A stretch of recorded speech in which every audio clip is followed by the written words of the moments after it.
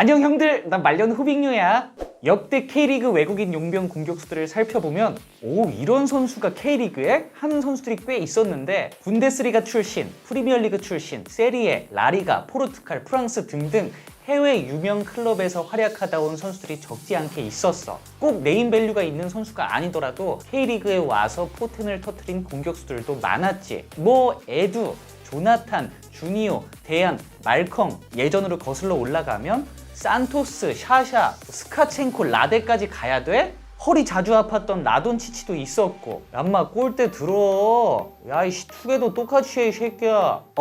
이처럼 이 외국인 용병 공격수들은 구단에서 정말 큰맘 먹고 비싼 돈 주고 심혈을 기울여 터지길 바라며 데려온 선수이기 때문에 최대한 출장 기회를 많이 줄 수밖에 없고, 또 비싼 만큼 활약을 해주는 선수들도 많았기에 대개 팀의 주축 공격수로 자리 잡는 경우가 많았어. 그래서 한국인 토종 공격수들이 K리그에서 살아남는다는 게 그 어떤 포지션보다 힘들어질 수밖에 없는데, 그래서인지 이동국, 김은중, 정조국, 김신욱과 같은 선수들이 새삼 대단하게 느껴지는 것 같아. 오늘 소개할 선수는 프로 1, 2년차 때까지도 미드필더로 활약했던 3년차 때 최전방 공격수로 포지션을 변경해 그해 바로 K리그 챌린지 득점 2위에 빛나는 2021년 7월 20일 기준 10골로 현재 일류첸코, 뮬리치, 라스를 제치고 K리그 1 득점 순위 1위를 달리고 있는 K리그 대표 토종 공격수 주민규에 대해서 오늘 형들이랑 알아볼까 해. 주민규는 대신고등학교를 거쳐 한양대에 입학했어. 학창시절 내대 미드필더를 봤던 민규 형은 타고난 체형에 어울리지 않게 굉장히 얕게 공을 잘 차는 스타일이었어. 또 그 플레이와는 어울리지 않게 갖고 태어난 힘이 너무 좋아서 고등학교 시절 특별히 웨이트 트레이닝에 열을 올린 적 없는 그였지만 전방에서 맘먹고 등지면 대학교 형들 2명이 못 나오곤 했었어. 예전에 윤빛가람 편에서 90은 윤빛가람 선에서 다 정리됐다고 했었잖아. 민규 형도 90인데 고교 시절 가람이 형만큼의 명성은 아니었어도 실력으로는 손에 꼽았었어. 이렇듯 고교 시절 뛰어난 활약으로 한양대에 입학한 주민규는 대학교 1학년 때부터 단연 한양대 에이스로 자리 잡았고 4학년 때는 주장을 맡으며 대학 무대에서도 득점왕을 수상하는 등 뛰어난 활약을 펼쳤지. 2013년 대학 졸업 후 K리그 CD 드래프트를 앞두고 민규 형은 여느 때와 다름없이 자신감에 차 있었어. 그런데 드래프트가 시작되고 1순위, 2순위, 3순위, 4, 5, 6 그 어디에도 주민규라는 이름은 호명되지 않았어. 뭐지? 1, 2순위는 그렇다 치더라도 아예 이름이 안 불린다고 주민규가? 스스로를 대학 무대 탑클래스 선수라고 자부하던 민규 형에겐 충격적이지 않을 수가 없었지. 결국 민규 형은 번외 지명으로 지금은 사라진 K리그2 고양하이 FC에 입단하게 됐어. 난 자신 있는데 왜 안 뽑지? 나보다 못하는 것 같은데 왜 쟤는 K리그1이야? 민규 형은 당시 남 탓을 많이 했었대. 그런데 고양하이에 입단 후 주민규는 깨달았지. 잘하는 선수는 다 이유가 있구나. 난 잘하는 선수가 아니었어. 프로 무대는 다르구나. 그럴 만도 한 게 민규 형은 초등학교 때 축구 처음 시작한 순간부터 중고등학교를 거쳐 한양대 재학 시절까지 단 한 번도 팀의 핵심 선수가 아닌 적이 없었고 늘 주민규 하면 그냥 축구 잘하는 애로 살아왔었어. 깨달음을 얻은 주민규는 낮은 자세로 처음부터 시작하는 마음으로 고향에서 일을 악물었어. 그 결과 다시 한번 팀의 핵심 선수로 자리 잡을 수 있었지. 첫 시즌부터 26경기에 출전한 주민규는 중앙 미드필더에서 나 한양대 주민규야! 하면서 눈에 띄는 활약을 펼쳤고 두 번째 시즌에서도 30경기에 출전하며 존재감을 과시했어. 고향 시절 민규 형의 플레이를 살펴보면 그때부터 확실히 스타성이 있는 선수라는 걸 알 수 있는데 엄청 우리나라에서 이름 들으면 다 알고 그런 스타 선수까지는 아니더라도 난 개인적으로 프로 선수는 프로 무대에서 스스로를 잘 어필할 수 있는 것도 굉장히 중요한 부분이라 생각한단 말이야. 민규 형은 고등학교 때부터 확실히 스타성이 있는 친구였어. 왜 그런 거 있잖아. 좋은 위치에서 프리킥이 나면 그 심판 불기도 전에 갑자기 바로 차는 거 있지. 그래서 막 골키퍼들 벽 세우고 있다가 골 먹으면 막 나라 이름 표정하고. 솔직히 고등학생이 그 고등 무대에서 그런 거 하기 쉽지 않단 말이야. 본 적도 없는 것 같고. 왜냐면 우리 때만 해도 분위기가 그거 좋은 기회인데 그렇게 날렸다? 그냥 감독한테 그냥. 근데 주민규 그거 밥 먹듯이 했어. 날리든 말든. 감독 선수 뭐라 못하지. 왜? 팀 에이스인데 뭐라 해서 전학 간다 그러면 큰일 나니까. 감독이 왜 큰일 나냐고? 주민규 없으면 성적이 안 나니까. 뭐 드리블하다 걸려 넘어지면 액션 크게 하는 것도 그렇고 카리스마도 제법 있었어. 약간 아우라랄까? 약간 일장 같은 느낌이 좀 있었지. 고향에서도 역시나 주민규는 자신을 어필할 줄 알았어. 낮은 자세로 처음부터 임한 주민규였지만 그래도 난 더 나은 팀으로 빨리 가야만 한다는 마인드까지 숨길 순 없었지. 그래서인지 준한사를 열라 했어. 그래도 후방 지역에서는 사이드로 찢어주는 킥 좋았고, 그러다가 골대랑 좀 가깝다 싶으면 본인이 욕심내서 해결까지 하려는 모습이 많았어. 그게 통했는지 고향에서 두 번째 시즌을 마친 주민규에게 다수 K리그 1 팀에서 오퍼가 실제 왔었어. 하지만 민규 형이 택한 팀은 K리그 2 신생팀 서울 이랜드였지. 서울 이랜드 초대 감독인 마틴 레니는 고향에서 미드필더로 뛰고 있는 주민규에게 우리 팀에서 최전방 공격수를 띄워보지 않겠냐? 너가 이 이적 제의를 거절해도 좋다. 하지만 넌 분명 공격수로서 재능이 있다 라고 전했고, 확신에 찬 레니 감독의 신뢰감을 느낀 주민규는 K리그 1 구단들을 제의를 뿌리치고 K리그 2 신생팀 서울 이랜드로 향했어. 그리고 민규 형의 축구 인생의 전환점이 된 순간이었지. 민규 형은 또다시 처음부터 시작하는 마음으로 공격수로서 배우는 자세로 임했어. 드디어 공격수로서의 첫 시즌, 주민규는 40경기에 출전해 23골을 터뜨리며 리그 득점 2위를 기록한 것. 더 놀라운 건 23골 모두 필드골이었다는 거야. 그리고 더 놀라운 건 이 시즌에서 K리그 연속골 기록 역대 2위에 이름을 올린 거지. K리그2에서 연속골 기록은 그렇게 대단한 거 아니라고?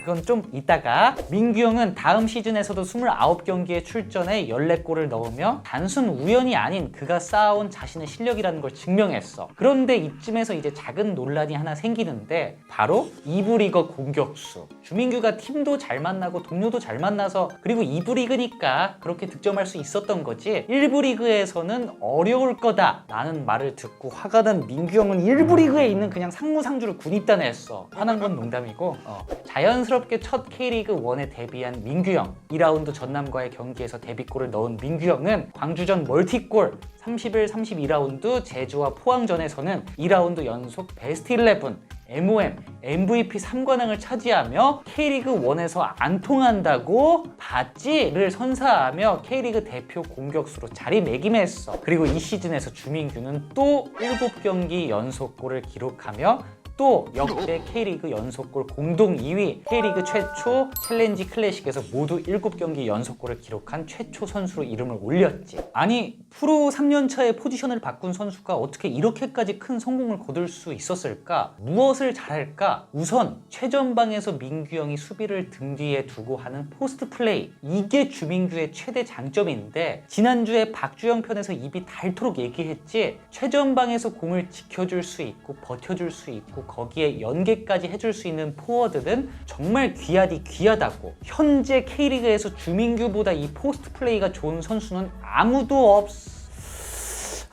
많진 않을 거야. 원탑 같은데 그럴 수밖에 없는 게, 주민규가 2선으로 좀만 내려오면 원래 자기 포지션인 미드필더야. 그럼 창민아 조금만 쉬어, 내가 플레이메이킹 쌉가능이야 가 되고, 그리고 이제 피지컬, 힘 이게 좋으면 당연히 도움이 되겠지만 손 적절히 잘 쓰고 몸 잘 써서 공 잘 지키는 선수는 또 따로 있어. 이 등지는 것도 뭐 킥이나 슈팅, 패스 같은 축구 선수의 능력 중에 하나야. 민규 형은 이게 좋아. 민규 형이 수비보다 먼저 좋은 자리 잡고 힘 빡 주면 용병 수비수들도 쉽게 못 나와. 그리고 제공권, 민규 형은 전방에서 상당히 좋은 제공권을 가지고 있어. 공격수에게 굉장한 축복이지. 전방에서 수비와의 경합에서 이겨 우리 팀에게 연결시켜주는 모습도 자주 볼 수 있고, 박스 안에서는 예측력이 좋고 헤딩을 맛있게 잘해. 형들, 축구 선수에게 헤딩도 오른 머리잡이, 왼 머리잡이 다 있는 거 알지? 이쪽이 편한지 이쪽이 편한지. 그 뜻은 헤딩도 발 감각이랑 똑같다라는 말이야. 선수마다 헤딩 감각 능력치가 다 달라. 민규 형은 헤딩 감각이 좋은 선수야. 이게 주민규가 헤딩골이 많은 이유지. 마지막으로 골 결정력. 난 개인적으로 축구 선수에게 골 결정력이라는 게 크게 두 가지가 있다고 생각하는데, 첫 번째가 그 선수의 실력으로 골 넣을 수 있는 바로 직전 상황을 얼마나 잘 만들어 놓느냐, 그 싸움이고, 그 다음이 이제 그 사람 성격이랑 많이 비례하는 것 같아. 극적인 상황에서의 집중력, 차분함, 냉정함? 박스 안에서 보면 민규 형은 굉장히 침착해. 이 침착하다는 말이 어찌 보면 굉장히 무서운 거거든. 그 혼돈의 상황 속에서도 난 내가 해야 할 일을 정확히 하겠다. 이 두 가지가 다 좋아, 민규 형은. 그리고 주민규가 진짜 K리그에서 진짜 제일 잘하는 게 하나 있어. 접는 거. 예전에 기현이 형이 접는 거 유명했지. 기현이 형이랑은 좀 다른 느낌이고 정환이 형 잘 접는 느낌? 민규 형 경기 편하게 보다가 가끔 내가 벌떡 일어날 때 보면 다 주민규 접을 때 저기서 접는다고? 그럼 골 먹어야지 그냥. 사실 민규 형의 이런 능력들이 포지션 변경 후 터진 게 맞지만 원래 미드필더 볼 때부터 축구에 대한 이해도가 굉장히 좋은 선수였어. 굉장히 영리하고 얕게 잘 차는, 그리고 그 자리까지 가려면 당연한 걸 수도 있지만 민규 형의 피나는 노력이 더해진 거라고 설명될 수도 있을 것 같아. 국가대표 출신 미드필더 김재성은 한 인터뷰에서 이렇게 말했어. 이랜드 시절 전지훈련을 가면 새벽 운동 나오는 사람은 나랑 민규밖에 없었다. 그때가 민규 처음 포지션 변경하고 무명일 때인데 그거 보고 난 쟤는 되겠다 이렇게 생각했었대. 2018년 군복무를 마친 민규 형은 울산을 거쳐 지금 현재 제주에서 활약 중이야. 그리고 2021년 7월 20일 현재 기준 10골로 K리그 1 득점 순위 1위를 달리고 있는 중이지. 사실 내가 이렇게 민규 형을 열심히 소개하지 않아도 이미 많은 채널과 매체에서 이래도 안 뽑아? 이 선수를 추천합니다.